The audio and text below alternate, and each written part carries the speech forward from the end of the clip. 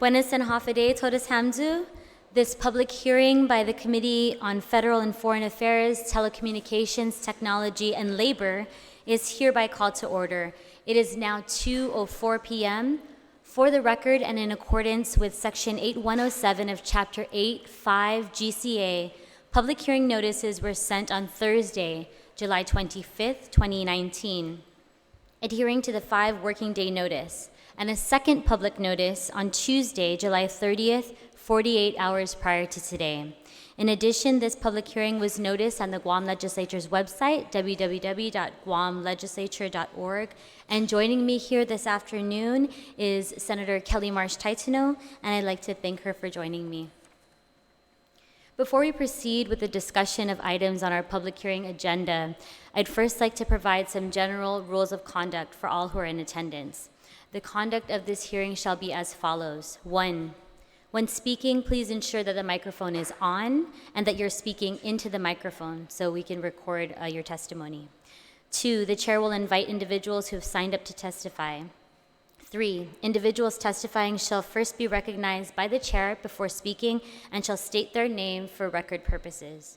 4, the order of questioning will begin with the panel of senators who shall complete their lines of questioning for each respective item on the agenda. Upon completion of the panel's line of questioning, the chair will pose questions. 5, each member will be allowed to pose a question to an individual testifying for a round and will be provided another round if necessary. 6, and lastly, questions and testimony shall be confined to the substance or nature of the agenda. Personal inference as to the character or the motive of any senator or any individual testifying is not permitted. Any violations of this general rule of conduct will result in removal from the public hearing room by the Sergeant-at-Arms of the Legislature. And on our agenda this afternoon is Bill 128-35 LS, sponsored by myself, Senators Amanda L. Shelton, Mary Camacho Torres, and William M. Castro. It is an act to amend Article 1 of Chapter 10, Title 22, Guam Code Annotated, relative to the administration of the Guam Registered Apprenticeship Program and extending the tax credit sunset provision of said program for an additional 5-year period. Bill number 128-35 LS seeks to extend the program tax credit for 5 years to 2024. In addition, it also seeks to establish a 3% administration fee solely used to shorten the program's application processing time and increase program monitoring. As the law stands, the program tax credit will end in December 2019, leaving as many as 487 active apprentices without the tools that they need to finish the job. This program allows participating companies to offset the cost of training skilled workers with tax credits. This program works because tax credits lessen the financial risk of on-the-job training. We simply cannot have a strong economy without skilled labor. Whether it's construction, healthcare, or telecom, we need partners in the private sector that keep our people working. With 487 apprentices now with employable skills, this program shouldn't be stopped. It should be stepped up. And I would like to thank the Department of Labor for their continued hard work in administering this program. The participating companies who provide pathways to prosperity for our people, and to the many apprentices who are breathing or helping to breathe new life to our island's skilled labor industries and paving the way for a new generation of skilled workers. We hope this bill moves through the legislative process as soon as possible in order to ensure that our island's economy continues to grow, that people have the necessary skills that they need in order to build and maintain the workforce, and quite simply, extend the life of a program that works. And with that, at this time, I'd like to call the panel of individuals who have signed up today to testify. Please come forward and be seated when your name is called. These individuals are present but will not be testifying. Nolan Flores with PPI, Faith Camper with PPI, and then I'd like to invite Rose Adudu Morales with GTA, Mel Mandiola with GITA, John Beneventi, GPA, Greg Massey, or Gerald Toves, DOL. Nate Timenglow with Docomo, and that's our first sheet.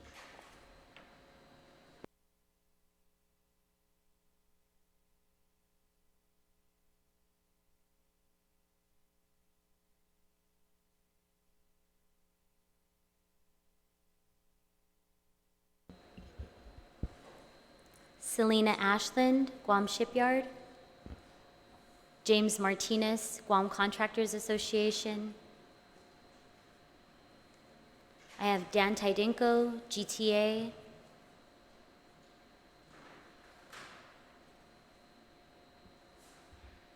And we'll stop there for now.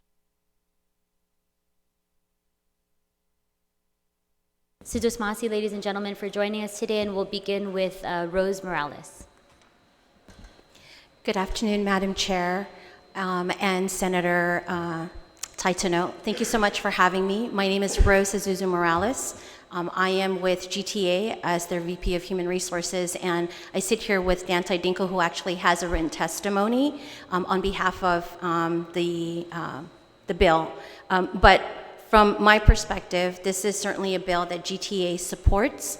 We have had many, many years of success with the apprenticeship program. Even after I came on board 7 years ago, we continue to have active membership in the apprenticeship program, and certainly want to continue with the GRAP as well as the apprenticeship program going forward. And I'll leave the rest of the testimony for my colleague. Thank you. Thank you, Mr. Tidinko. Thank you, Rose. Rose is the VP for Human Resources at Telequam Holdings at GTA, where we both work. I'm Dan Tidinko, Executive Vice President for GTA. Thank you for inviting us here today to testify on the measure. On behalf of Telequam Holdings, both of us are here, and we're here to testify in support of Bill 128-35. 13 years ago, when the Guam Registered Apprenticeship Program was enacted by your predecessors, it was with the aim of training and employing our island residents with unique skills for various trades and occupations. Back in 2006, a year after the government-owned and operated Guam Telephone Authority was privatized, GTA, as a private corporation, viewed the program as sound public policy to train up and ramp up a legacy workforce in an industry that demanded greater skills. So we availed and participated in the program, and we have been doing so ever since. Back then, and even more now, we can't say enough good things about the import and value of this program, not only for GTA and the government and private sector, but also the community at large.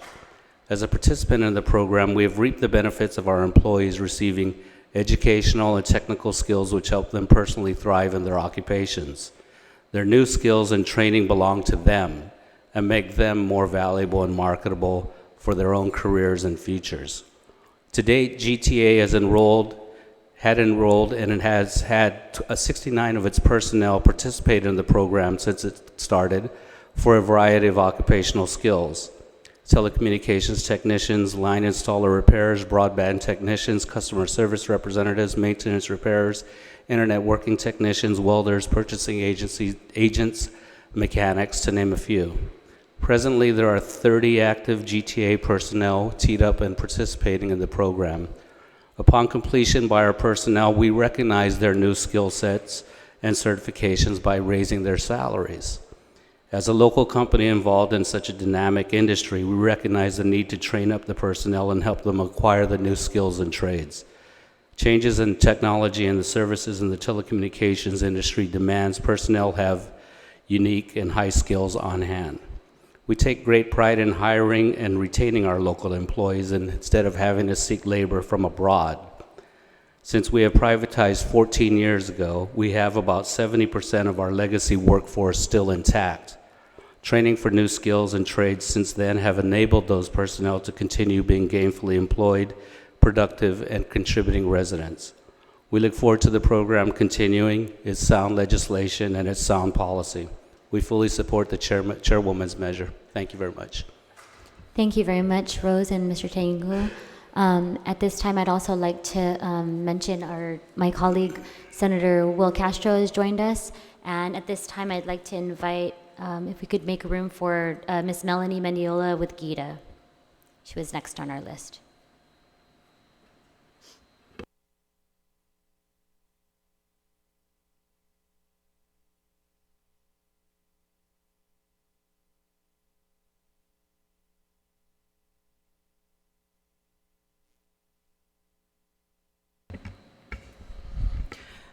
Thank you, Hafide, and good afternoon. The Guam Economic Development Authority doesn't have anything formal prepared as far as remarks, although I will share that we are in full support of continuing this program.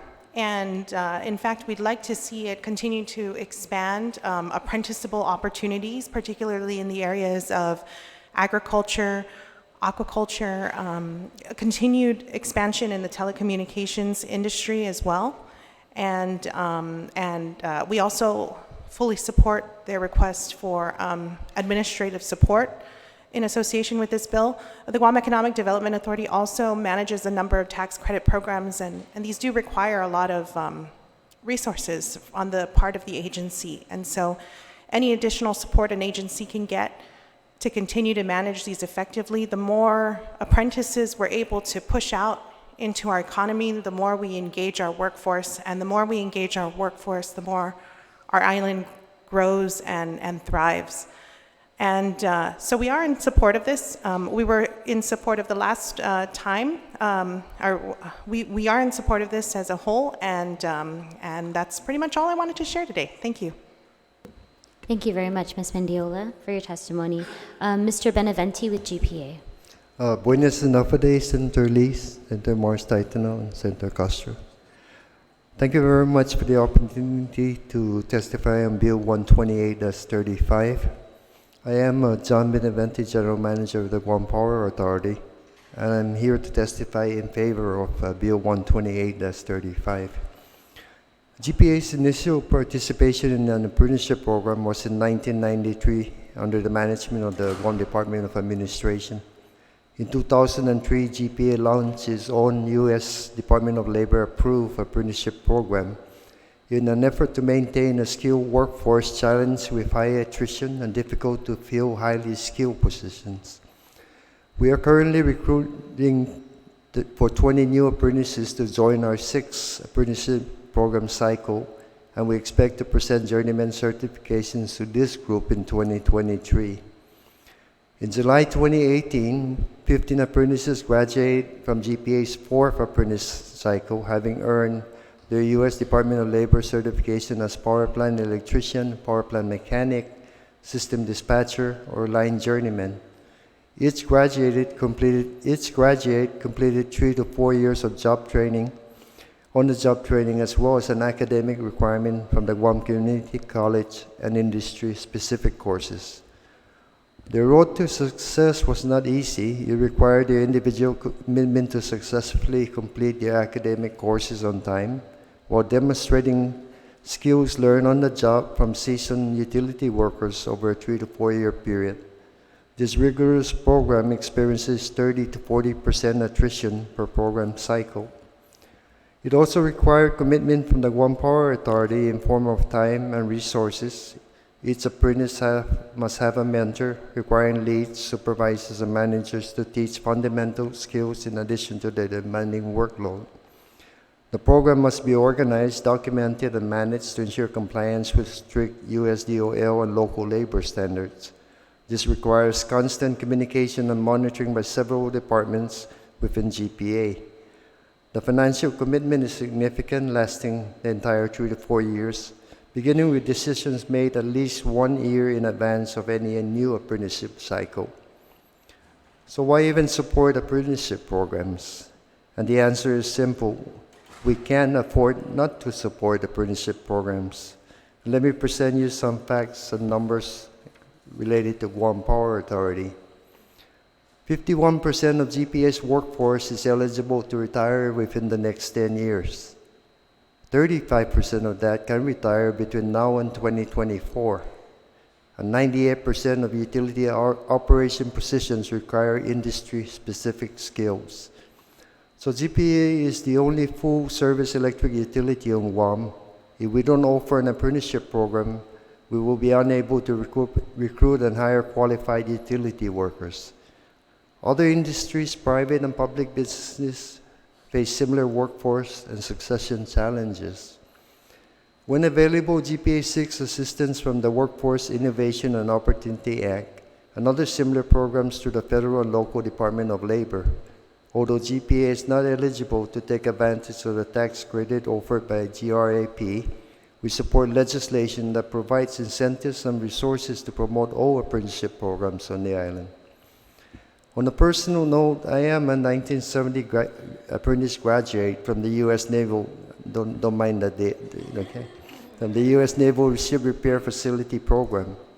Graduating from high school, the program provided me the opportunity to work towards a skill set which the island needed and a career which could financially support living on island.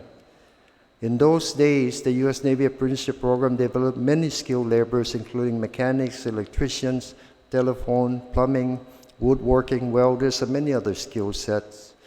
Unfortunately, the U.S. military downsizing eliminated the robust apprenticeship program, leaving the private and local government the responsibility to develop Guam's future workforce. I hope the military build-up provides an opportunity for many of our high school graduates to learn a trade through the support of this bill.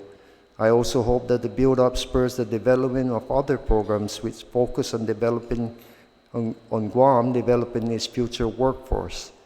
Today, we have no choice but to bring in its workers to complete the necessary projects. However, in doing so, I hope they could train our young men and women so that they could contribute to our island even beyond the build-up. After the build-up, maintenance occurs. Who's going to take care of all of that? It has to be our teams. And thank you again for the opportunity to testify in favor of this bill and we continue to support the island's apprenticeship programs. Sizus Masi.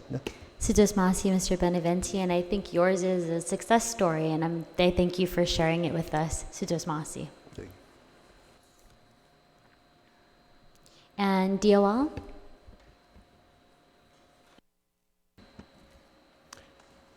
Buenas Zanafa Day, Senator Régine Biscoe, Senator Kelly Marsh Titano, and Senator Will Castro, and those present in the hearing today. My name is Gerard Toves, Acting Director for the Guam Department of Labor.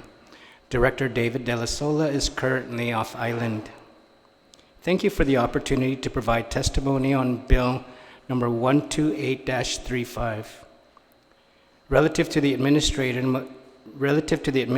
of the Guam Registered Apprenticeship Program and extending the tax credit sunset provision of the program for an additional period of 5 years. On behalf of the Guam Department of Labor, we are in support of Bill number 128-35. Since the creation of the Guam Registered Apprenticeship Program by Public Law 28-142 in 2006, we've seen the number of apprentices grow through the years to now over 450 active apprentices and over 120 employer sponsors. More employers are embracing apprenticeship as the strategy for meeting the needs of their businesses, keeping up with the changing economy, building a highly skilled workforce, and accelerating growth that leads to economic opportunity for employees and their families. As the state apprenticeship agency, the Guam Department of Labor and the American Job Center continues to focus on expanding apprenticeship, integrating apprenticeship into education and workforce development programs, increase diversity among apprentices, grow apprenticeship across industry sectors, and invest in new partnerships and programs. As we continue to expand apprenticeship, we strengthen the economy by helping businesses meet the demands for skilled workers while offering workers higher wages and better employment outcomes. Through registered apprenticeship, employers attract and retain highly qualified employees and improve productivity and the quality of services and products. On behalf of the Guam Department of Labor, thank you for the opportunity to comment in support of Bill number 128-35. Our GDOL team will stand by for any questions that you may have, but at this time, I'd like to thank all those employer partners that are here today. And they are the foundation of every registered apprenticeship program, and the skills needed by their workforce are at the core. Although Mr. Wayne Bigler, HR Director from Cabras Marine Corporation, has sent in his written testimony, if it'd be okay with the panel and you, Senator Lee, we'd like to show a video that he asked us to present to us today. Sure, Mr. Acting Director, and I also will note that I'm in receipt of his written testimony. So if you could go ahead and play the video. Thank you.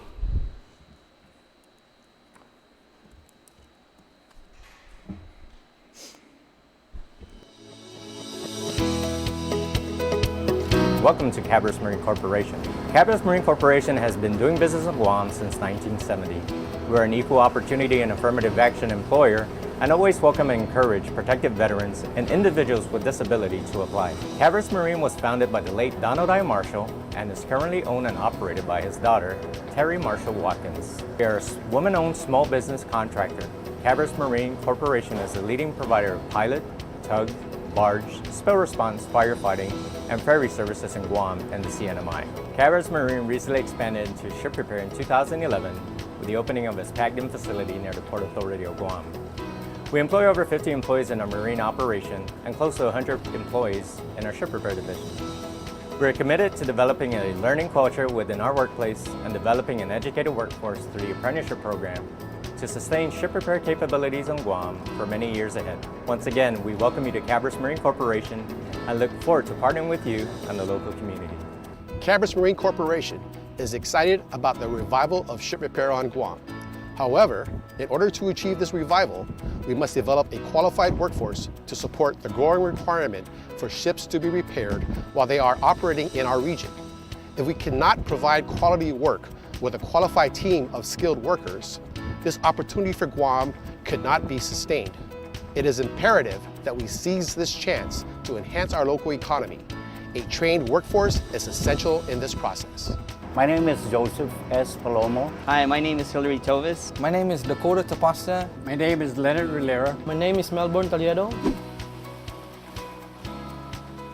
I just recently graduated from high school, Father Duenas. After graduation, I worked for the Postal Service for at least 1 year. I was selling fish at a co-op for a little bit. I work at a gas station. Actually, I just came home from the States. I was going to college. That wasn't enough for me, so I decided to sign up for the apprenticeship program. I really want to make a difference to my life. And I decided to join just for a better opportunity. And then when the apprentice program came about, I decided to apply for it, and I was very lucky. I was one of the chosen ones. Some of my challenges were the hours that we had worked. At that time, we worked like 5, sometimes on weekends, 7 days a week. We had to attend nice classes, which is kind of hard for me because, you know, from a hard day work and then rushing home and trying to make it for class in the evening. Balancing time with my family, school, work, but still I learn a lot from this program. When I graduated from the apprenticeship program, I continued on as a journeyman for the ship repair facility. I found that what I learned in the apprenticeship program was very applicable outside. If I wanted to fix anything in the house, or even if it was a different trade, I still realized that my training from being an apprentice really helped out a lot. To become an apprentice, you're gonna learn a trade, you're gonna make money, at the same time you're gonna get educated. It's an opportunity of career and a brighter future. Guam foresees a huge opportunity ahead to support ship repair for the U.S. Navy and the Military Sealift Command like it did in the 1960s, 1970s, and the 1980s before closing in 1994. Cabras Marine Corporation offers a variety of trades through its apprenticeship program. Career trades include electrical, insulation and lagging, mechanical, machining, pipe fitting, preservation, rigging, ship fitting, shipwright and carpentry, and welding. We need to regenerate our organic resources to support this fast-approaching need for more skilled residents to support this industry. CMC is looking for team members to support this opportunity and to give more Guam residents the chance to improve their lives and raise families here on Guam. Cabras Marine Corporation. Be part of the solution. Thank you, Mr. Tovis. Anything else that you'd like to add?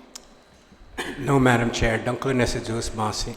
Sijos Masi, and it was helpful for me, and I'm sure that the colleagues who are here or will be watching on TV, it's helpful for us to hear directly from the apprentices. So thank you very much for that. Next, I have Mr. Nate Timenglow with Docomo.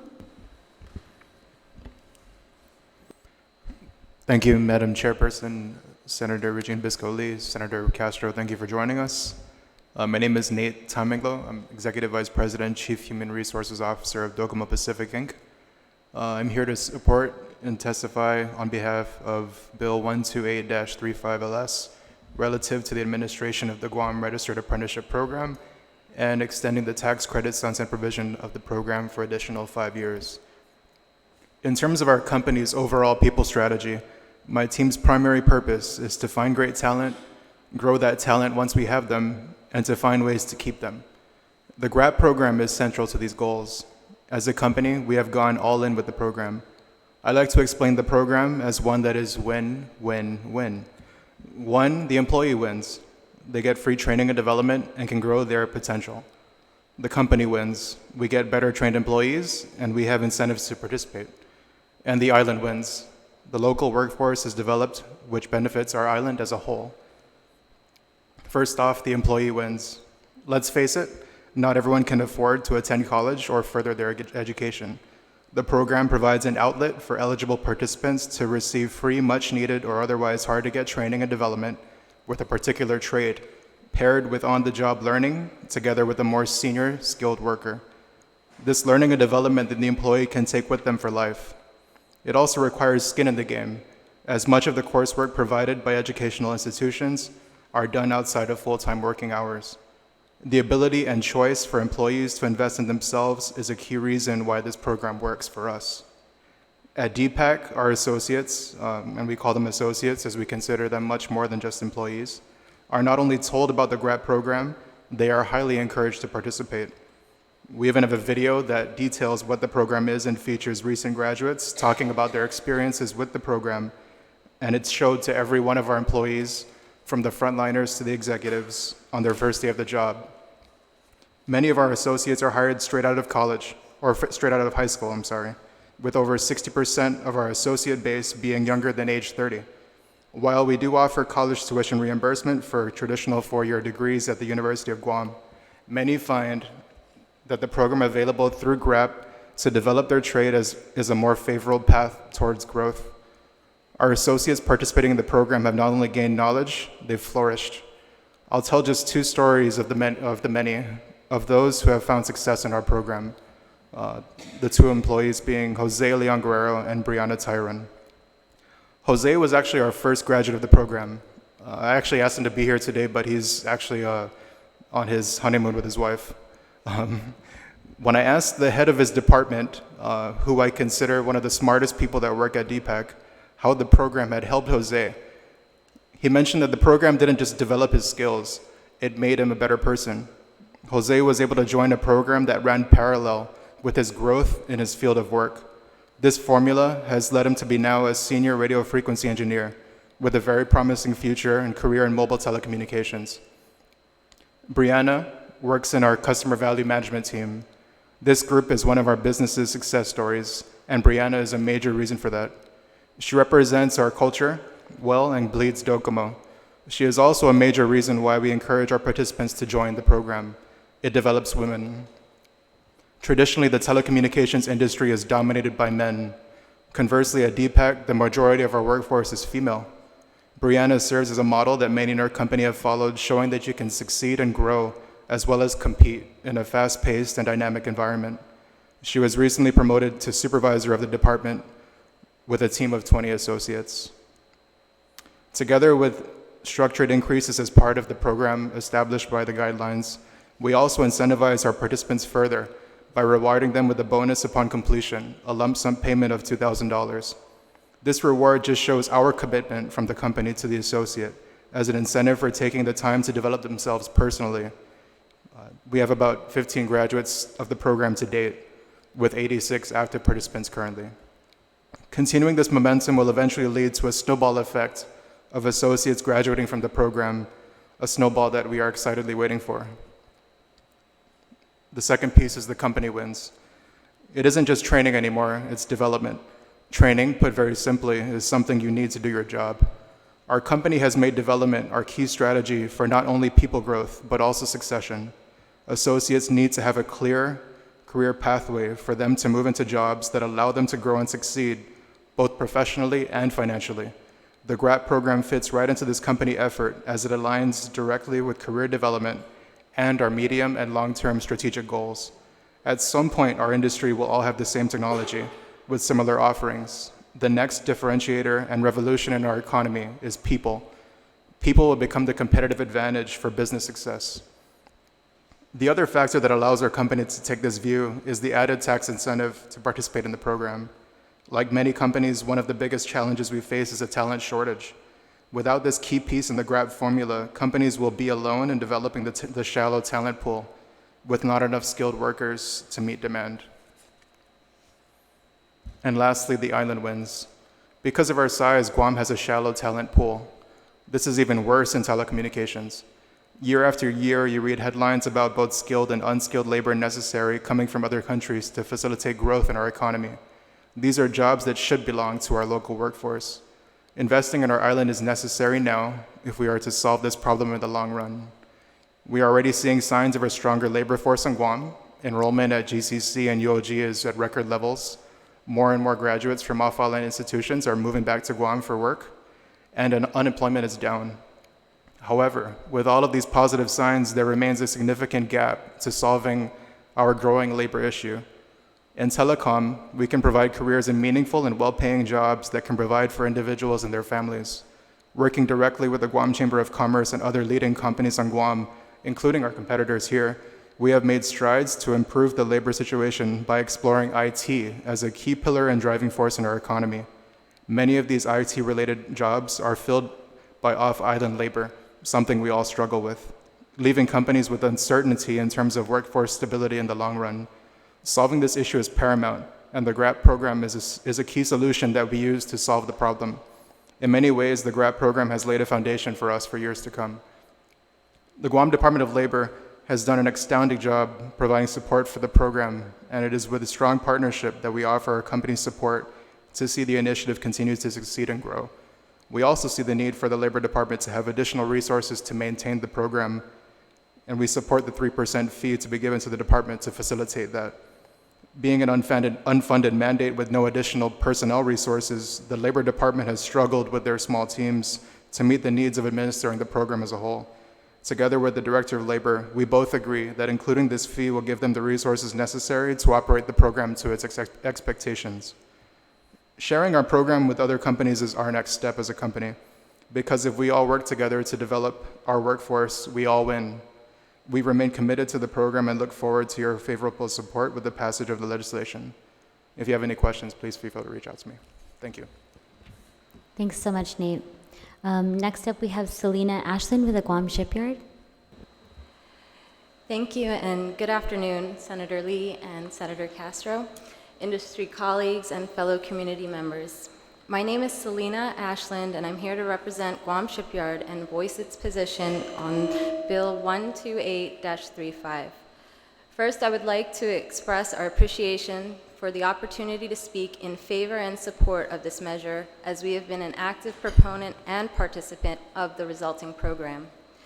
I will be reading the written testimony that we have submitted to Madam Chairperson for consideration and record on this measure. This testimony expresses Guam Shipyard's support of this bill relative to the administration of the Guam Registered Apprenticeship Program, the extension of the tax credit sunset provision, and our input on the additional 3% fee.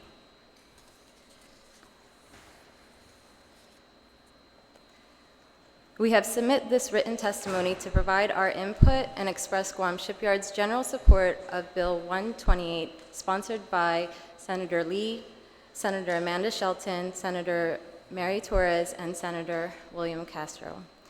Guam Shipyard began its operations in 1997 as a privately, locally owned and operated shipyard after the base realignment closure of the former naval ship repair facility.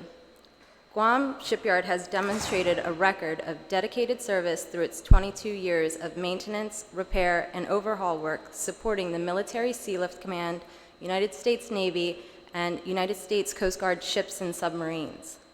Guam Shipyard provides vital shore, industrial support, repair, maintenance, overhaul, and emergency repair services to the visiting 7th Fleet ships, submarines under the Squadron 15, and the resident tenders USS Frank Cable and the USS Emory S. Land, and also to commercial vessels. Throughout our operations, we have always prioritized and carried out programs to facilitate the development of a viable local ship repair workforce. For instance, in 2000, we, in partnership with the Guam Community College, initiated the Registered Apprenticeship Program approved by the United States Department of Labor Office of Apprenticeship. And we have worked with Department of Labor to implement methods to increase apprenticeship engagement and retention and improve graduation rates. And since its legislative creation in 2006, we have been in active participation of the GRAP. Currently, Guam Shipyard, along with our industry equals across the nation in shipbuilding, repair, and maintenance, are facing a progressive and imminent shortage of highly skilled workers in various specialized trades. This trend is driven by the fact that majority of the current workforce is retiring or leaving the industry, and companies are unable to successfully transition these highly skilled and lucrative positions. However, we know that this concerning trend can be mitigated through the continued administration of business incentive programs such as the Guam Registered Apprenticeship Program, as the benefit is multifaceted. Positively serving private businesses by providing a stable pipeline of newly skilled workers. Positively serving the local economy by developing higher paid contributing residents. And positively serving the individual apprentice by providing them with specialized knowledge, immediate employability, and the individual and a higher quality of life. Furthermore, Guam Shipyard can attest that this program also benefits the veteran employed worker by providing enjoyment and legacy through passing on of their knowledge and experience to the next generation of highly skilled workers. In my experience at Guam Shipyard, the realization of the mentioned benefits is rooted in a strong public-private partnership and a shared responsibility. The most common detrimental factor in privately run programs is the lack of funding, because majority of companies are unable to absorb both its direct operational costs and the cost to administer and execute a thorough trade skills training program. Accordingly, a typical business consequence is to end the workforce development program. Therefore, incentives like the GRAP tax credit need to be continued. The relief that this tax credit provides businesses will reap direct and positive benefits to all those involved and engaged in this program. Specifically for Guam Shipyard, this relief assists it to carry out compliant and effective training, fulfill its performance requirements, and demonstrate its commitment to maintain a highly skilled workforce to support its military and commercial customers and encourage them to bring more ship repair work to our island. It is imperative, as the military buildup progresses and presence increases, that we ensure that long-term and reoccurring ship repair work is performed here on Guam by its residents and citizens. Incentives like the GRAP tax credit support this objective and industry sustainability. Lastly, Guam Shipyard acknowledges that in any development undertaking, administrative functions do accumulate a measurable cost, and agree that it is reasonable for the participant employers to share the responsibility to ensure efficient administration of the program and the development of a financial assistance program for active apprentices. Arguably, the proposed fee, in effect, is a reduction of the actual relief the tax credit provides the participant employer, and concurrently may may diminish the incentive to participate. Therefore, we propose that the participant employer be afforded the full relief of the GRAP tax credit offers, and with approval from the director, contract directly with apprentices and higher learning institutions with regards to financial support for the apprentices' academic vocational education, or allow the private participant employer to privately fund scholarship programs with the approval of the director. But if a fee is determined to be necessary, other considerations to amend the proposed fee structure are that the participant employer shoulders its own administrative costs in the execution of this program, which generally is not able to be claimed under the tax credit. And the flat percentage would also seemingly create a disparate effect, essentially penalizing the participant employer for running a successful program in terms of actively participating apprentices. To that end, we would respectfully propose either establishing a threshold dollar amount that may be assessed annually on any participant employer based on the total successful apprentices per year, or setting annual fixed fees based on the number of apprentices a participating employer is training under the program, as opposed to basing it on each amount of credit claimed by the participant. If the fee is determined to be necessary, the proposed alternative fee structures would be a fair and reasonable shared approach to provide sufficient support to the Department of Labor and Director in the administration of this program. To conclude, Guam Shipyard maintains that an effective apprenticeship program for our purposes aims to provide training for up to 30 to 40 apprentices per year with the progression of at least 100 workers over a 4-year program. We are eager to continue our workforce development efforts to meet our target through the continued participation of the Guam Registered Apprenticeship Program. Guam Shipyard appreciates the opportunity to submit its input and express its support of Bill 128-35 and encourage it be passed with thoughtful modification of the newly incorporated fees. Thank you in advance for your consideration of this testimony. Thank you very much, Ms. Ashland. Next up, we have Mr. James Martinez with the Guam Contractors Association. Sir?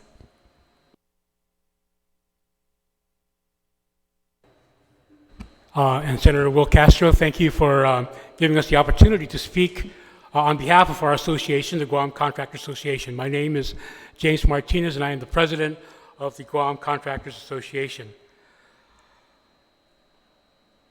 Again, I'd like to thank you for the opportunity to speak on behalf of our GCA board and members on Bill 128-35 relative to the extension of the tax credits for companies participating in the Guam Registered Apprenticeship Program. The Guam Contractors Association fully supports the passage of Bill number 128-35. Our organization has always been advocates of the Registered Apprenticeship Program, and in fact, we're apprenticeship sponsors way back since 1965, and we also support other skill training programs. We have been actively engaged with the Department of Education to promote the various trades in the construction industry so that our students graduating from high school will have more options and a better chance of getting into occupations that are in high demand. By the time a student graduates from high school or even college, 1 in 10 jobs that are available to them after they graduate would require a master's degree or a doctorate's degree. 2 jobs out of 10 would require a 4-year bachelor's degree. But 7 jobs, 70% of the jobs that are going to be available by the time they graduate from high school or college would require an associate's degree or industry certification via the Registered Apprenticeship Program. This ratio of jobs that are available to the level of education and training required has always been 1 to 7. 1 job in 10 requires a master's and doctorates, 2 a 4-year degree, and 7 a industry certification and or associate degree. This ratio has been consistent as far back as the 1950s. It was also true back in 1960, 1970, 1980, 1990, 2000, and even today and beyond. While we as parents, educators, private sector, and government leaders would like our students to pursue a college degree, I think most or not all of us recognize that many of our students will not. For whatever reason, grades, financial ability, lack of interest, family obligations, etc.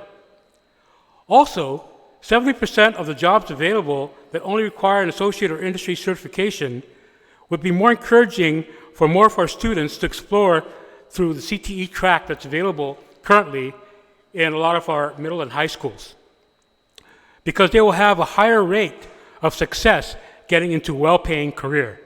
Remember now, 70% of the jobs that will be available by the time they graduate are in the CTE careers.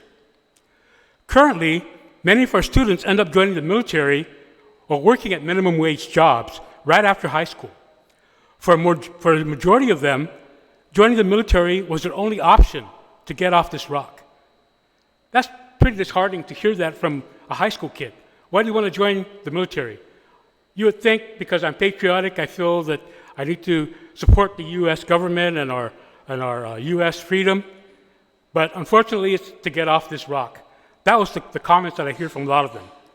They could see the world and get skilled in the military, not to mention the privilege of using the base exchange and commissary where prices are cheaper than civilian prices outside.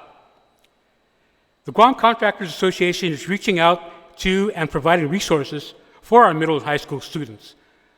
This is a pipeline to our industry, and not just for construction, to all CTE careers. The GRAP program was initially enacted as an incentive for employers to recruit and train these students for demand occupations. There have been some financial barriers for employers, especially for our small businesses, to hire and train these students who enter the workforce with little or no skill. And you've heard that from several of our participants here as well, talking about that.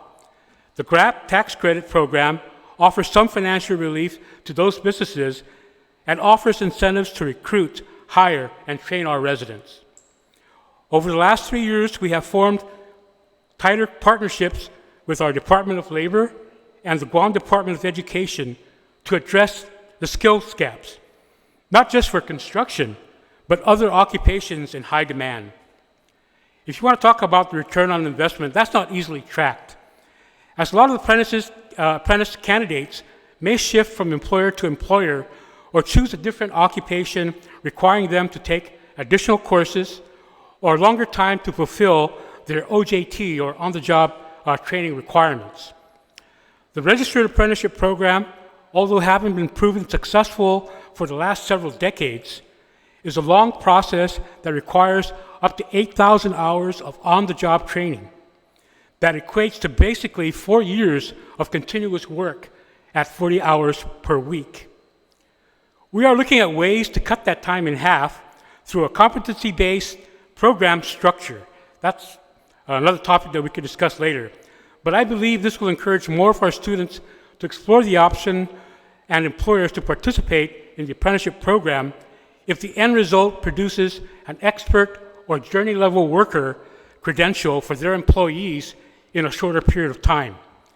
This will lessen the amount of the tax credits for training one individual for 2 years rather than for training one individual for 4 years, and still resulting in a competent worker at the end. Either way, it's a win-win situation. And if I may just suggest, there are a couple things that I do see in the law that I hope that you would consider making adjustments to, amendments, or whatever we do in the legislative branch. But I would like to make a couple suggestions on Bill 12835 as written. The first is on subsection 10104 with the highlight topic of apprenticeship program occupations approved for Guam Registered Apprenticeship Program. I would like to include companies would not have to wait that a public hearing be had to determine what new occupations to add or what occupations should be removed from the demand occupations list. Just include all the occupations and bypass the need to hold these annual hearings, which is rarely attended by anyone anyway. This will save the government time and money by not having to do this process. The second thing that I would like to mention is more of a concern than maybe an amendment and or something that could be considered, is the 3% administrative fee. It was designed and to be charged as a processing fee for the GRAP program.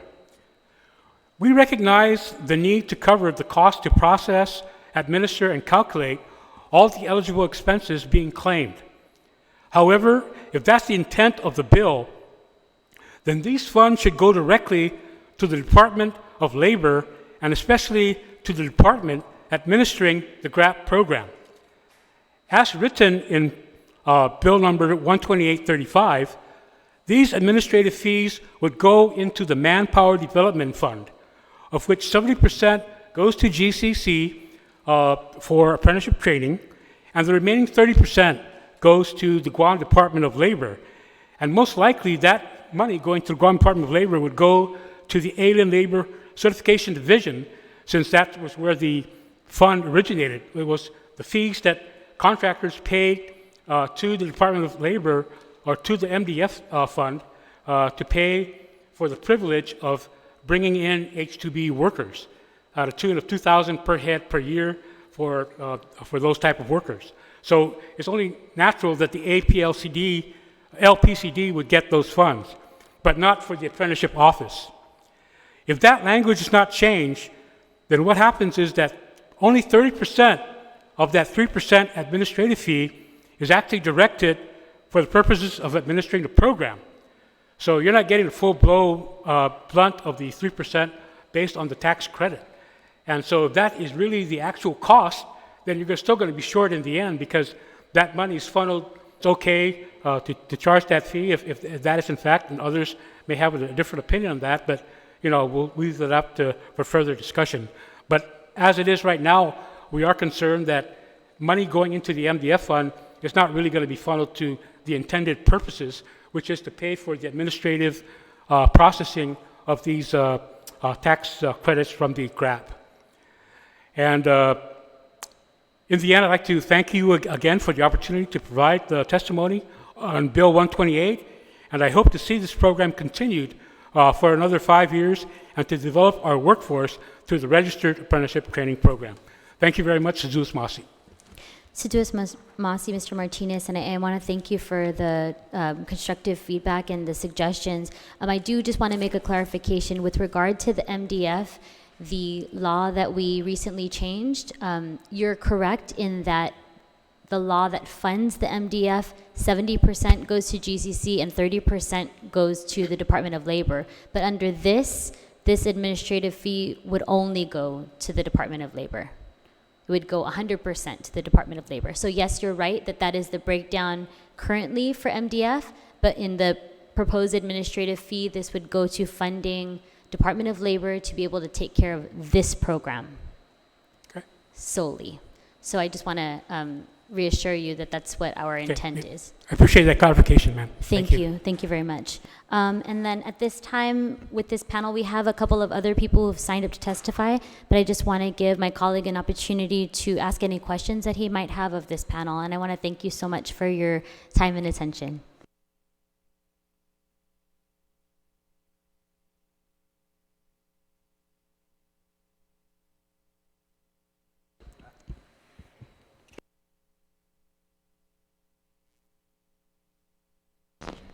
Well, thank you, Madam Chair. First of all, I do have some questions, but I think it would be appropriate if we could follow up with Department of Labor and discuss the administrative fees associated with the program at another time.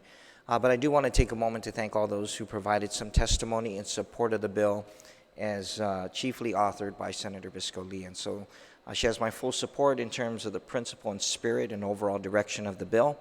And I thank all of you for coming out. As far as the discussions on the technical side of the House as to how the Department of Labor administers apprenticeship programs throughout, I think we can discuss that before the bill is acted upon in session. But thank you so much, Mr. Martinez and Jay Forsythe. Thank you so much for reaching out to me and providing your insight, both in email, via text, and in today's public testimony. Thank you. Thank you, Senator Castro. I'd also like at this time to thank all of my co-sponsors. Again, that's Senator Amanda Shelton, who's off island today, Senator Camacho Torres, and Senator Will Castro. Before we continue with the additional panel or the folks who have signed up to testify, I just wanted to kind of get some feedback from this panel. So today's testimony supports what we've known. We know that the GRAP program works, that it's significant to our efforts to develop our workforce, and that the GRAP opportunities have added meaning to the lives of the participants, that they're a benefit to the employers, and just a benefit to the overall community. But currently we're at the peak of budget season, and where anything that taps into our government's revenue stream it's a hard bargain. And so I just wanted to give the members of this panel an opportunity. What would be your response? What would you say to members of the legislature who may oppose or be hesitant to support a program like this, extension of this tax credit based on the financial constraints of the government at this time? Mr. Timenglow? Put simply, Madam Chairperson, I think like any good investment, it requires proper planning, proper discussion, proper due diligence on ROI.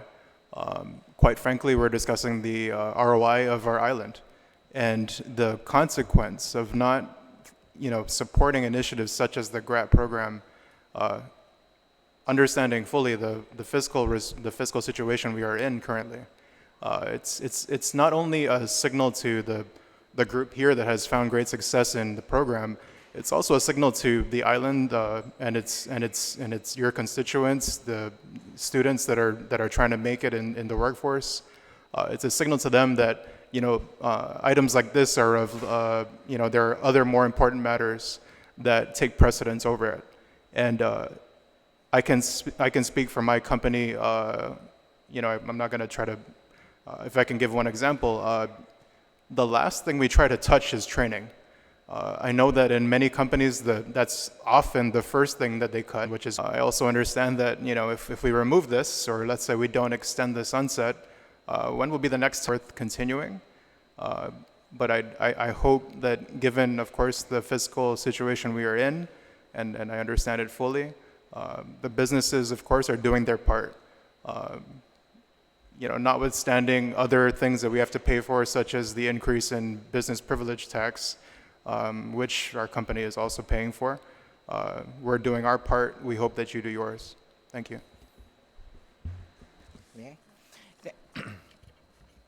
First of all, thank you, Mr. Timenglow, for your testimony.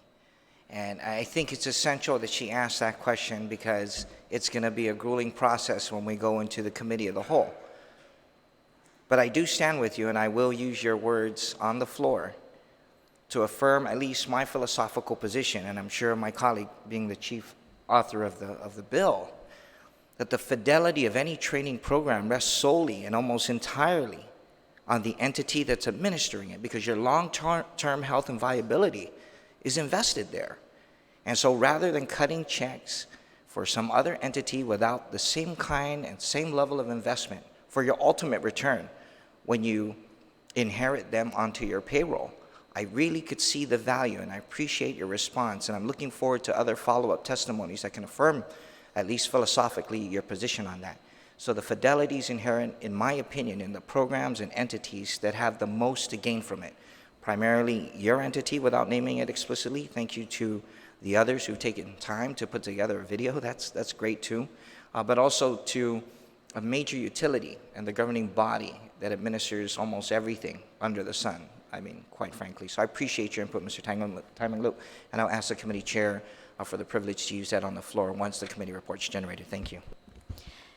Thank you all. If there, Mr. Benavente. Thank you, Madam Chair. It's heartening to hear that we have 487 in this program. I believe it should be several times more. Look at the number of students graduating from high school. Using Mr. Martinez's 70%. What opportunities on training? look at where we've been. And again, I mentioned the cycle of the Navy used to train apprentices. That went away. Okay, and the private sector had to do that. And then here comes another build-up, another opportunity for our young men and women. And what's happening is they're not trained. So are we going to let this opportunity go again? So that after the build-up has been built, after the bases have been built, and all of this, for example, the new power plant is is built. Who's going to maintain them? Are we going to have to keep H2 workers here? Or are we going to train with the first 2 years, 3 years, the young graduates of this community? So I think that, we need to think long-term investment, as mentioned here. We really need to make this investment because, I'm sorry, if you look at a lot of the baby boomers are going away, and there is a gap. I venture if you look at all the different other parts of our government, there is a gap.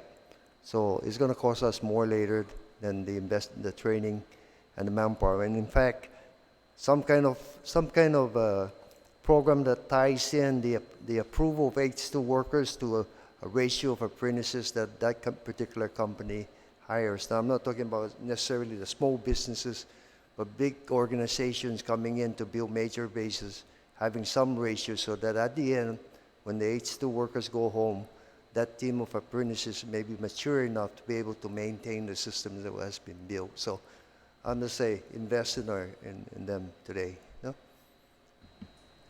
Suzus Masi, Mr. Beneventi. I'll take Mr. Martinez and then Ms. Rose. Oh, thank you for the opportunity again. Once again, I'd like to wholeheartedly agree with Mr. Beneventi on that. I know there's a concern. We've got H2B workers here. This GRAP program is going to help to, I won't say eliminate it because there's always going to be a need. We just don't have the population base to do the work that's coming up ahead of us, especially in construction. I'm not talking about the other industries. So there is this opportunity with this military buildup. And so we're going out there and we're promoting the industry, construction industry, to our middle school and our high school kids. We have several programs to do just that. And between our GCA Trades Academy, the Guam Community College, they have construction boot camps, truck driving boot camps, transportation boot camps. We have our construction warriors, our pizza pop, all these activities. This is all to showcase what we do in our industry. So we're trying to promote that.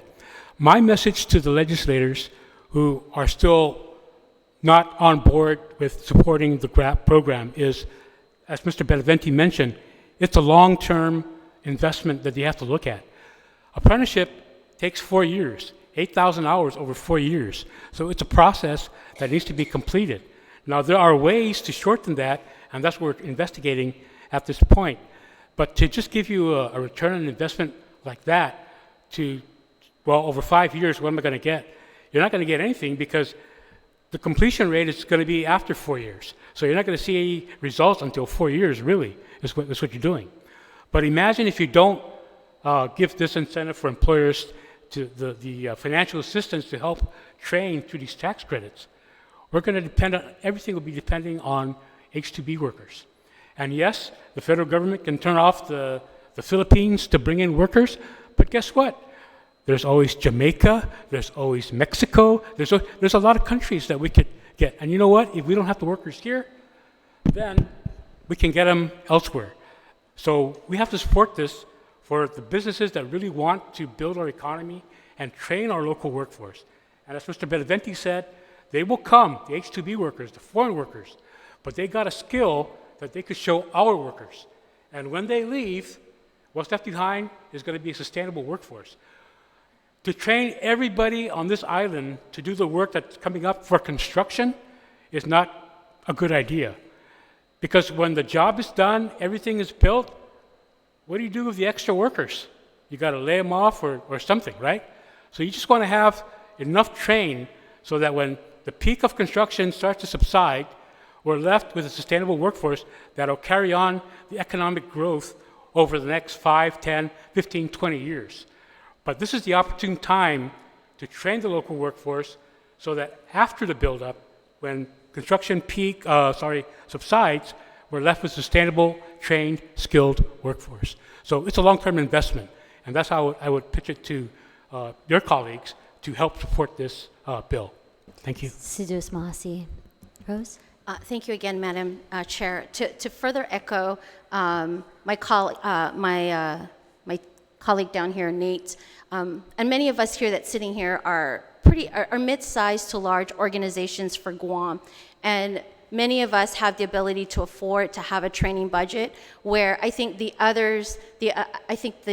acting director here said there was over 100 employers. Not all of us have the ability to have a training budget, and the apprenticeship program affords us the ability to invest in our local workforce. And without that, not necessarily just my company, GTA, or Docomo, as big as we are, it affects us still without that incentive to be able to continue the apprenticeship program and investing in our local, workforce. And it's absolutely important that we, have everyone on the floor believe that and make that happen for the local workforce and for the future of the island. Thank you so much. Ms. Mendiola? I also think from the perspective of the impact on our economy, it's important to urge your colleagues, Madam Chair, to not be penny wise and pound foolish, because we are in a situation, yes, where we are in a situation of a constrained budget today.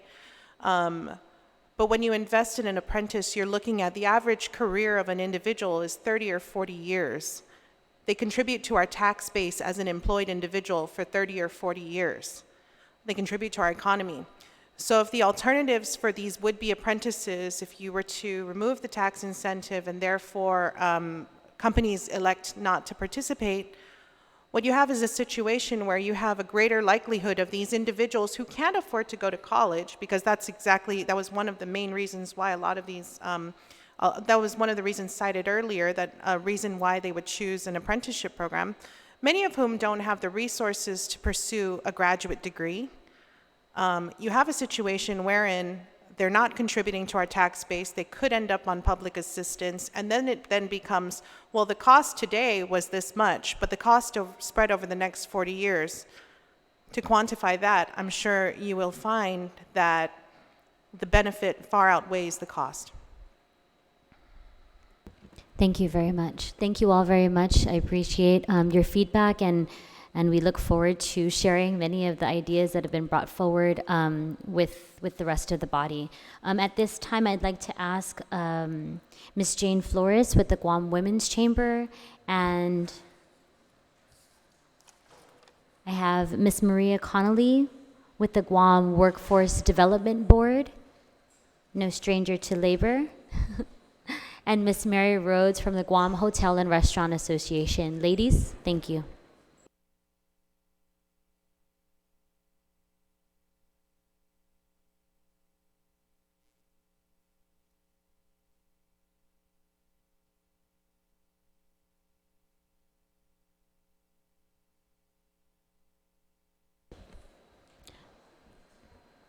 Sidus Masi, everyone, and Jane, we're ready for you when you're ready. Thank you, Senator Lee and Senator Castro. My name is Jane Flores. I am the chair of the Government Committee and a member of the Board of Directors of the Guam Women's Chamber of Commerce, and I respectfully submit this testimony in favor of Bill 12835, relative to the administration of the Guam Registered Apprenticeship Program and extending the program for an additional period of 5 years.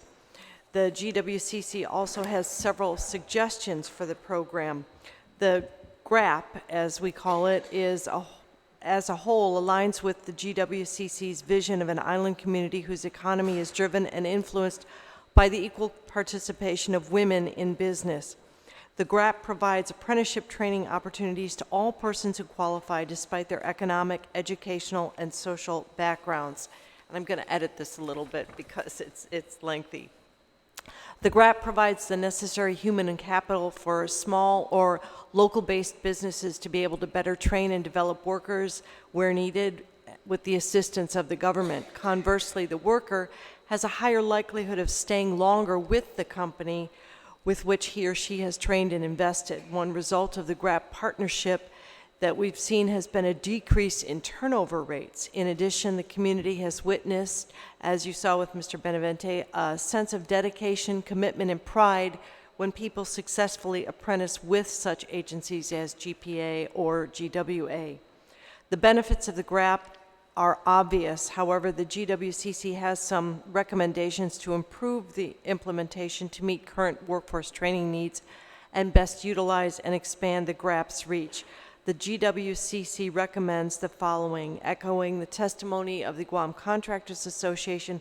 Please update the GRAP legislation to include modern industries and professions that may be in need of apprenticeship programs such as the human resource development profession, office technology, medical coding and billing, information technology, website coding and development, finance, accounting, cosmetology, automotive, engineering-related professions, and other professions, as well as the more traditional trades industries, and include an updated, as Mr. Martinez mentioned, U.S. Department of Labor Bureau of Apprenticeship and Training BAT list, which would cover all of the above-mentioned industries. This subsection 10104 of the bill notes that it shall emphasize industrial, construction, and technical trades and occupations. This clearly outdated language is not inclusive of people, and especially women, seeking to enter the 21st century workforce. Provide a mechanism for the GRAP to involve more private companies, inclusive of mechanisms to build awareness in the business community about providing testimony during public hearings for recommendations about upcoming professions in need of additional skilled workers and apprenticeship training for employees. Reach out to organizations such as the Women's Chamber, the Chamber of Commerce, Island Rotary Clubs, the Guam Contractors Association, the Guam Hotel and Restaurant Association, Small Business Administration, the Society for Human Resource Management, GCC, UOG, and the Department of Public Health and Social Services, and others to provide a better snapshot of the challenges facing our island workforce and our regional workforce with regard to human resources and manpower, and employ the resources of these agencies to recruit apprentices for the GRAP. Other ways to improve GRAP participation would be to work with the respective government agencies to examine existing barriers for a very viable demographic of possible GRAP apprentices. Statistics and trends regarding clients applying for the Temporary Assistance for Needy Families, the TANF, or the Guam Employment and Training Programs, the GETP, at the Department of Public Health and Social Services reveals that the extremely low income of certain individuals who may be good candidates for the GRAP are being overlooked, as these individuals face continuous issues due to unemployment, lack of education, substandard or temporary housing arrangements, and minimal resources. Many of these individuals, although burdened by the stigma of society, quite frankly want more for themselves, but run up against these challenges daily, making it difficult to focus on attaining workforce opportunities. And some of those difficulties include lack of transportation or access to affordable child care. Guam still has an increased number of people in this population, a number of whom may lack awareness of these programs. Some of these people may be viable applicants for the GRAP. There is a need for both government agencies and private sector companies to work closely together to better execute and elevate the mission and objectives of the GRAP so that it can help more people to gain skills and training in order to become sustainable employees in our island's growing workforce. Thank you for the opportunity to provide this testimony. Thank you so much, Ms. Flores. I also like to thank the Guam Women's Chamber for an event that they hosted this morning on workforce development for women. And I think a lot of these suggestions that you are noting in your testimony were discussed in a lot of the at-the-table discussions. I know at my table, certainly transportation and a number of other barriers came up, and so we'll certainly be looking at addressing those with many of the partners in the room we've had discussions with. So I thank you for your testimony, and all those suggestions are duly noted. Ms. Connolly, thank you. Thank you for the opportunity to present. I submitted a letter, but I would still like to read it.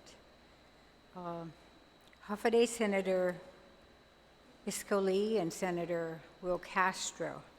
As the chair for the Guam Workforce Investment Development Branch, the WIP supports Bill 128-35 as part of our skills gap strategies and provides an opportunity to address the broader issues associated with labor productivity and existing vocational and career training challenges.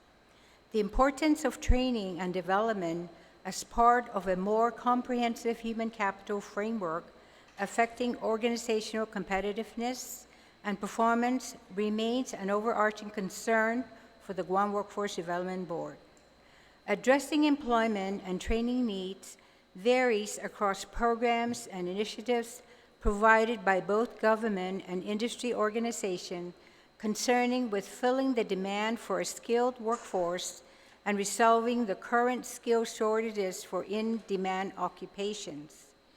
In keeping with the workforce strategies plans, the Guam's Combined State Plan promotes effective collaboration, coordination, and alignment of services to all workforce stakeholders, and most especially the private sector employers and needs of employees. Under the Federal Workforce Innovations Opportunities Act of 2014, the mandates provide the delivery structure for core-funded workforce programs through the combined partners. The Guam Workforce Board continues to promote WIOA services and resources for workforce training and development, as well as sourcing alternative training models. Support for apprenticeship programming continues to remain the go-to training approach to address unskilled and/or unprepared individuals for career development. The Guam Workforce Board continues to support programming policies that support apprenticeship collaboration initiatives and to revitalize the interest in this long-standing and effective training strategy. Workforce development is multi-level and ever-evolving in rural and insular areas. Continued education and training beyond high school must evolve to meet needs of businesses and community needs. Specific to the insular areas, apprenticeship, certificate training, stack credentials, and undergraduate education must be interrelated and mobile for the participant to continue to move through a continuing education system. For the evolving expansion business and technical environment requiring increased collaboration and support of post-secondary education institutions like the University of Guam and the Guam Community College to assess the needs for workforce development in a technological advancing economic environment. We appreciate and commend the committee for their efforts to update our human capital policies specific to apprenticeship programming.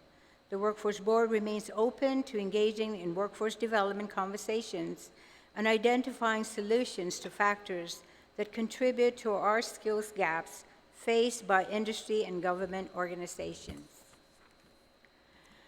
Adapting to changing workforce conditions allows us to build a relevant workforce and supports future jobs for Guam. Bill 128-35 will ensure that the apprenticeship policy decisions and programs evolve in the right fashion and recruitment of future workers into priority industry supports our desired human capital infrastructure building efforts.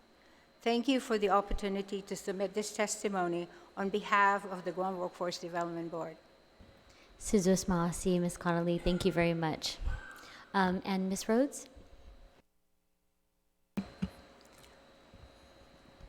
Hafaday, Senator Régine Biscoe and Senator Will Castro, thank you for allowing us an opportunity to give testimony in support of Bill 128-35. My name is Mary Paulino Rhodes. I am the president for the Guam Hotel and Restaurant Association, and GHRA has been a proud sponsor of the Registered Apprenticeship Program since 1986. So I know that registered apprenticeship has been on Guam for about 70 years, and the tourism industry is actually really important because it's a great example of how unlike construction, which is very seasonal and it's phased in and out, the tourism industry has really grown over the last 50 plus years. And with the tourism industry, we have moved away from relying on H-2B workers, primarily, especially on the service side. There are still some employees that we really require H-2B workers or other types of visa type workers like J1 or L3, where they are coming from other markets where it's very specific to the skill set they have, or even a different nationality, which is very important in our tourism industry, especially since we have different key source markets that we market to. But with regards to majority of the population, we relied heavily on H-2B workers because we didn't have the employees interested in working in the industry at the time, but also we wanted to develop, or it needed as an industry to develop into the local workforce and get them to work into the industry. So that is happening today. The registered apprenticeship programs that we currently have in place are food service manager, bartender, cook, pastry cook, hotel associate, electrician, refrigeration mechanic, building maintenance, plumber, and carpenter. We are currently working with one of our educational institutes that we are partnering with the Trades Academy, to also add painter, project manager, occupational health and safety, and also an additional type of program that is a smaller program for building maintenance. Right now, all of our programs run between 1 to 4 years, basically 1,000 to 8,000 hours, which includes on-the-job training. This is a proven system that has been explained with the previous panel as well as this panel. Currently, we have 487 active participants, but that is only currently those who are enrolled this year. Since the GRAP started in 2006, we have seen 623 people graduate in this program. And so I think that's a very important number as you're looking at considering extending this. This portable training program is accepted anywhere in the United States of America. And so it's extremely important that Guam also support this type of training program, as it is part of a very important learning continuum in getting and bridging the gap between high school and getting into the private sector workforce. This program not only benefits private sector, but a lot of government agencies are participating in this program, as a lot of their employees are aging out and they need to really invest in developing the skill sets a lot of our new entrants into the government of Guam need to have in order to do their job well. So our investment is really something that we all have to take seriously, and investing in our local people is the same as buying local. You also hire local, and you should train local. Our workforce development program, especially with the registered apprenticeship program, also encourages or demands higher wages. So you're not only teaching workable skills and increasing the skill sets, but you're also built into the system paying a higher prevailing wage, which really supports that individual and incentivizes them to go into the program. So the same thing can be said with GRAP, being that it is an investment tool that benefits the private sector to support the program, which is extremely important when they're trying to decide which training programs to cut when costs continue to increase, and operational fees and costs continue to increase along with increased taxes and fees. So when you're investing in people, not just in your own workforce, a lot of times, because we are a small market, a lot of your employees with turnover, especially like in the tourism industry where we see 35% in a lot of departments, you're not just training your own workforce, you're training for the future workforce, possibly where they might work somewhere else, or you might benefit from other employees who come from other companies who have been trained as well. So we're really talking about looking at the entire island, being a small island with limited resources. So the more that we can support private sector to train in that workforce is really important, so we can develop our people of Guam. Supporting the 3% for Guam Department of Labor, and as Mr. James Martinez mentioned, it is written into the law where it actually mentions the Manpower Development Fund. So we would really like to see this change to Guam Department of Labor. I don't think that the Manpower Development Fund is truly understood in the fact that, yes, 70% goes to GCC and 30% goes to DOL. Majority of that 30% goes to the Alien Labor Department. So Guam DOL's apprenticeship office, or Guam DOL's office to support those who manage the apprenticeship program, don't have a funding source. And so this 3% should go directly to them. And it has always been the position of GHRA that that 70% that currently goes to GCC should also strongly be considered to go back to DOL, because then that money can go directly to any educational institute, whether it be UOG, GCC, Trades Academy, or any other small business or nonprofit organization that does training. So in the future, we would like to see the 70% reconsidered from the Manpower Development Fund, because Guam actually received approval from U.S. Department of Labor to create its own state registered apprenticeship program, which means that we now have flexibility to add our own programs, customized for new types of jobs, new industries, or even decrease the long programs that are already required down to 1 year at least. So those are things that GHRA has been in conversation with DOL, because a lot of times students or incumbent workers can't go to school for 4 years, work part-time, go to work for part-time. So we would like to see those considerations made in the future. But with regards to the Guam Registered Apprenticeship Program, that investment, again, is not just in the people that currently work in one particular company, but really is for the entire island. As our organization stands, we have great examples of graduates of those programs. In the tourism industry, an example of this is Marie Guerrero, who is an owner and operator of 3 Squares and a couple of other companies.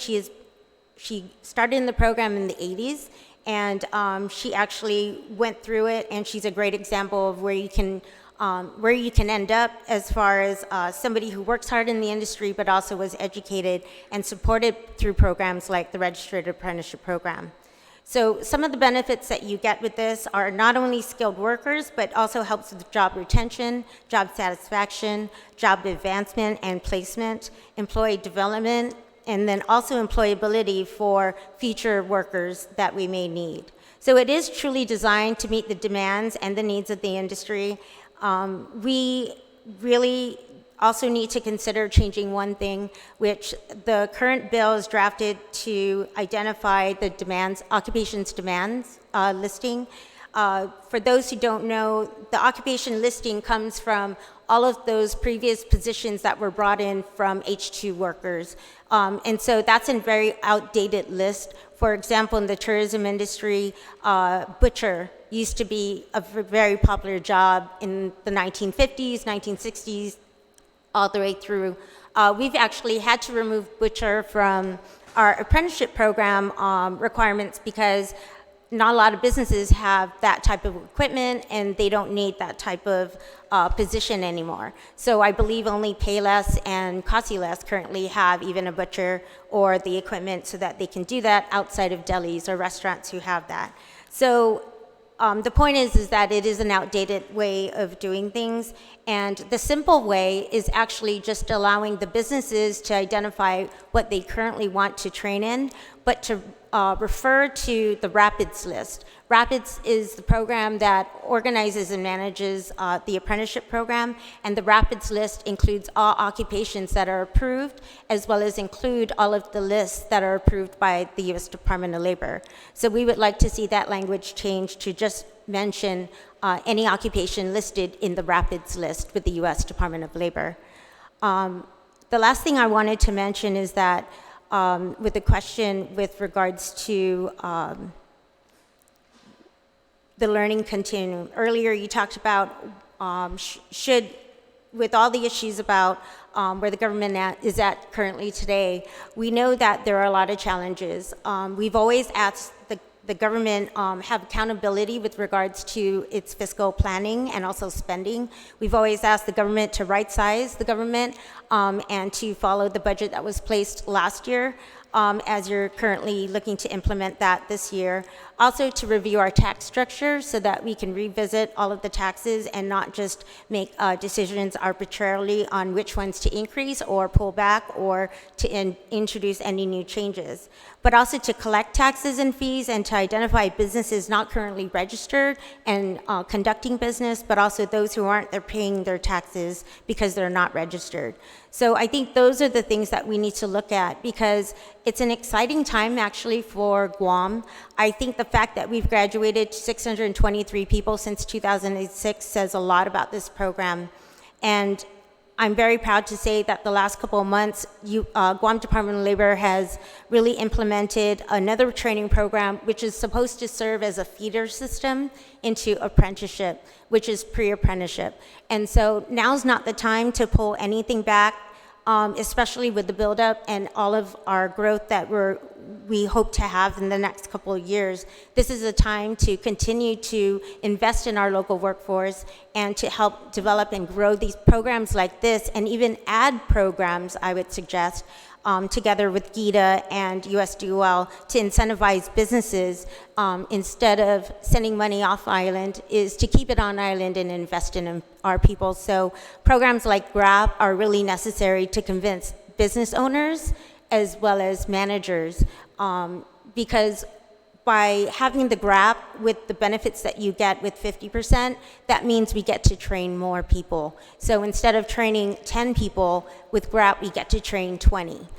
So thank you very much for your time and attention. We truly, sincerely appreciate an opportunity to speak on this. Again, it's at the heart of what GHRA does, amongst other things, and so thank you again for the opportunity. But I want to also recognize the hard work the Guam Department of Labor does on behalf of the island. Thank you. Sidus Masi, Ms. Rhodes. Senator Castro, do you have any questions for this panel? Thank you, Madam Chair. Just a few follow-up comments. First of all, again, thank you. I know you heard this earlier, but I appreciate the privilege to be a co-sponsor to this bill, Senator Biscoe. I do appreciate your input from the panel. Many of you, this is definitely a highly qualified team of individuals. I do want to highlight for the record, Ms. Flores, I appreciate your input, your testimony in this specific capacity. Thank you. Namely in the areas of focus that you highlighted. I'm looking at page 2 of your written submission. Some IT areas. These are sentiments that were also highlighted by folks in the audience before I made my way up here.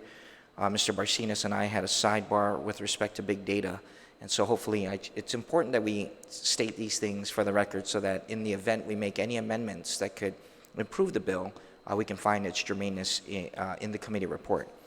And so stepping off of that, I also like to maybe also add, because you highlighted technology here, specifically the area of heuristics in the context of big data. And also I know that network administration and other types of engineering positions within the government of Guam could also benefit from interns and apprentices in this area.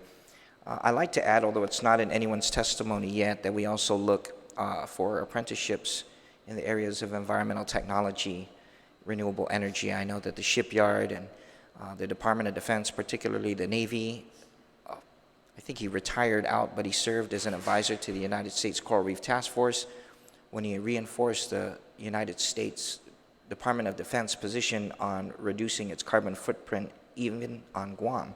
And so I think this would be an area of discipline worth exploring. And then I also appreciate you highlighting the barriers.